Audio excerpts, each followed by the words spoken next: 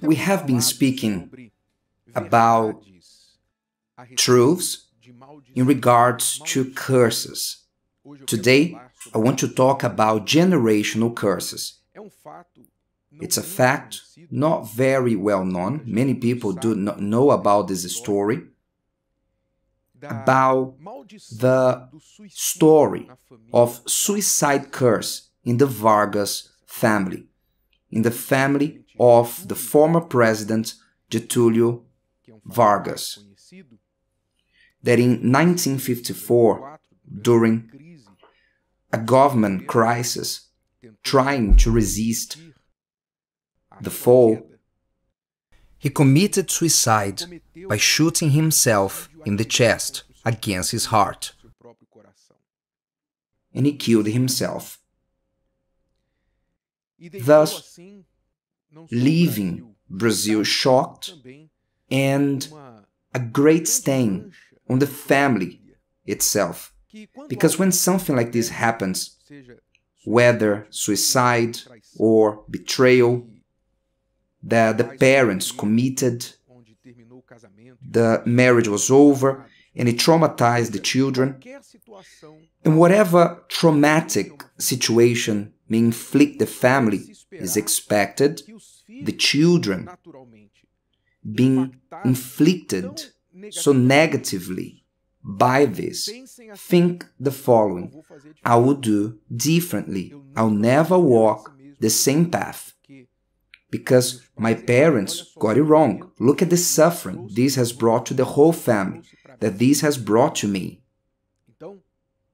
So this should be the rational, intelligent, logic reaction from a son, a daughter, which parents left a bad legacy, saying, I won't repeat the same mistakes. I don't want to do this with my own children. But when we speak about a curse is over the willingness of the person. It's over logic, reasoning. It's like a greater power is controlling the life of the person. And as if they are heading to collide like a train with no brake, and they are at high speed towards a collision, to collide with a mountain or a cliff, and nothing can be done. Nothing, so to speak, in regards to the curse, as we're gonna see here. So Getúlio Vargas committed suicide in 1954 and left his son, who became mayor of Porto Alegre, had a political career, but later he retired from the politics, and almost at the end of his life, at 79, the son of Getúlio Vargas, in 1997, committed suicide by shooting himself in the chest. He repeated his father's tragedy, but it didn't stop in there. 20 years after, in 2017, Getúlio's grandson also committed suicide. He was found dead in the apartment where he used to live with a bullet in his head. And the conclusion was suicide as well, at 61. Well, would you say that this is all a sad coincidence? No. Do you think Getúlio's son didn't suffer because of the type of death that his father died and the pain that he left for the family? Of course he suffered. What about the grandson? Did he suffer with his father and grandfather? Without a doubt he suffered. But this last grandson left 4 children. Why would he put over the lives of the children the same pain that he faced through his father and grandfather, if not by a greater force than his? This is what you need to understand about curses. The word curse brings with itself a secret. Word comes from speaking bad words, uttering evil things. So when we speak about curse, we're dealing with something that somebody uttered against a life. At some point, someone has uttered a word of condemnation, of sentence, or destruction over that life. Someone with authority over that person. So curse comes from the power to determine evil, to speak evil, the power of the word. So at some point, because the word of God also says that there is no curse without a cause, the reason of that curse at some point was an uttered word said by someone with authority over their life, determining that evil will happen over that life. And this leads us to understand that the only way to cancel a curse is if someone with greater authority than the person who said the curse cancels it. It won't be like this anymore. I determine that this curse will no longer stand. As a judge, as you know, when a judge determines something, it can come a judge from a higher court to cancel what the lower court has determined, as the Brazilian legal system works. So, if a word greater than the word of curse is said, can cancel the curse. Thus, intelligence allied with faith tells us that the only one who can cancel a curse is God Himself. Why does God not cancel it? Why does God does not save me and set me free from the curse? Well, He wants. He has been doing so many things to rid human beings of the curses that arise from their disobedience, from their own crooked paths. God has been doing that to the point of sending His own Son. Did you know that? Did you know that one of the reasons why that Jesus came to die on the cross was to become a curse on our place?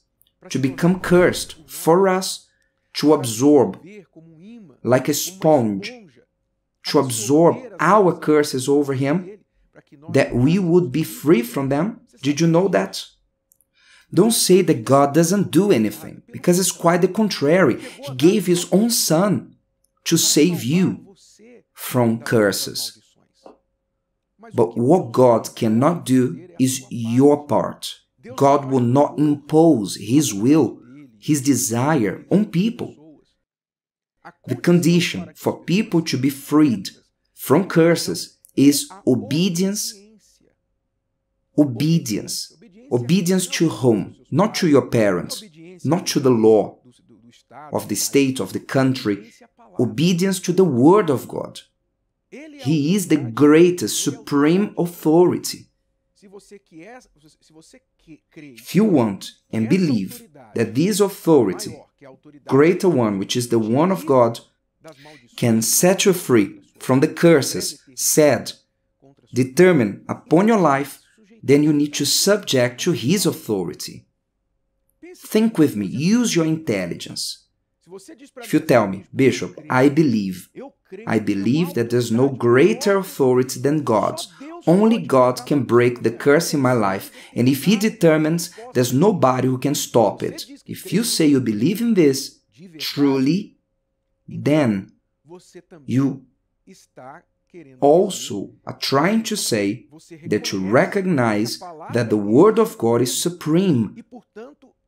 So He is worthy of your obedience. So if you are intelligent, you obey it.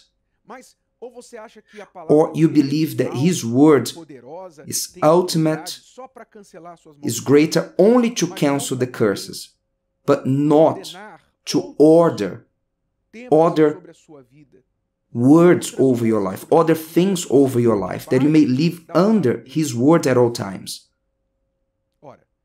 Well, it makes no sense for you to believe in God, that He's powerful only to break the curses from your life, but you don't believe that His word is greater than your will, greater than the other things of this world that you follow and obey. It's impossible for you to separate these two things. If you want the word of God to break the curses on your life, you need to subject to it, subject to the word, and you will operate in you the freedom, the deliverance. When you put yourself under the authority of God, automatically His word will cancel the words, evil curses said against your life, against your ancestors, parents, grandparents, whoever they may be. You are under a new and greater authority, and against this one, no one can stand. Then there's no authority higher than His. So this consists of true deliverance from the curses. Who is under the authority of God, they make themselves fully free from the past curses and whatever future curses that they may try to cast on you. Did you understand? Did you understand? So it doesn't matter if you are from Vargas family, Silva family, Smith family. The reality is, the majority of us inherited the curses from our parents, but God gave us the power to be born again, to receive a new affiliation, to have a new Father, a celestial Father, who only has blessings and no curses to live for us. What do you choose? Life or death?